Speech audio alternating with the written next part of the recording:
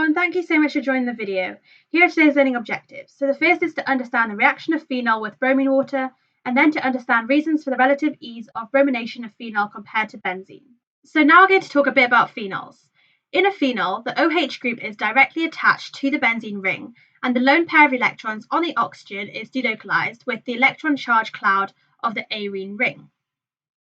So we've got that the OH group is directly attached to a carbon of the benzene ring, and also that the lone pair of electrons on this oxygen of the OH is delocalized with the electron charge cloud of the arene ring, so with all the delocalized electrons in the benzene ring.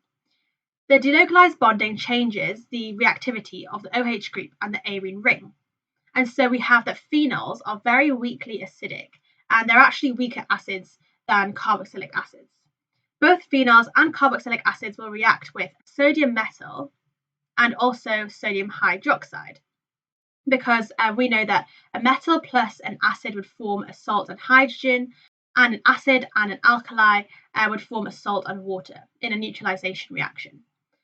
Only carboxylic acids will react with sodium carbonate, however, as a phenol is not strong enough.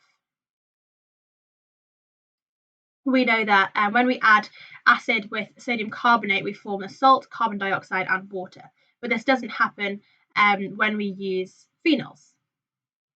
So an example of an acid-base reaction with a phenol is with sodium hydroxide. So we have a phenol, which is benzene attached to an OH. So we have benzene here, and we've got an OH attached. So this is our phenol.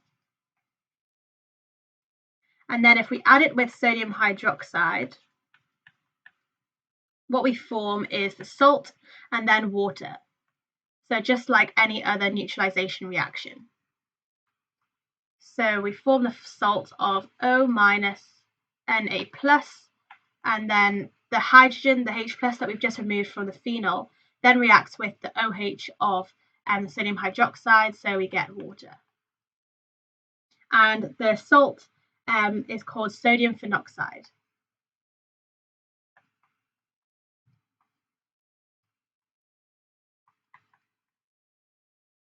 So this sodium phenoxide compound formed is more soluble than the original phenol, and so overall what we get is that solid phenol will dissolve on addition of sodium hydroxide solution. So now we're going to look at the reaction of phenols with bromine water. So in phenol, the lone pair of electrons on the oxygen is partially delocalized into the ring, and so this increases the electron density of the delocalized electrons in the ring, and so we can polarize the bromine more.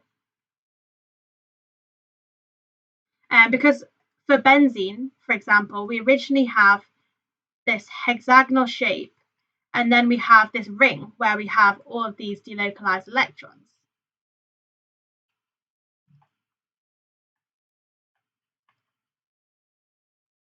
But in phenol, what we have is that we have an OH group here, and the lone pair of electrons on this oxygen are partially delocalized into the ring.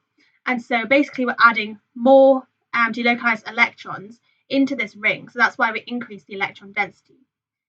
Phenols do not need a halogen carrier catalyst like benzene to react with a halogen.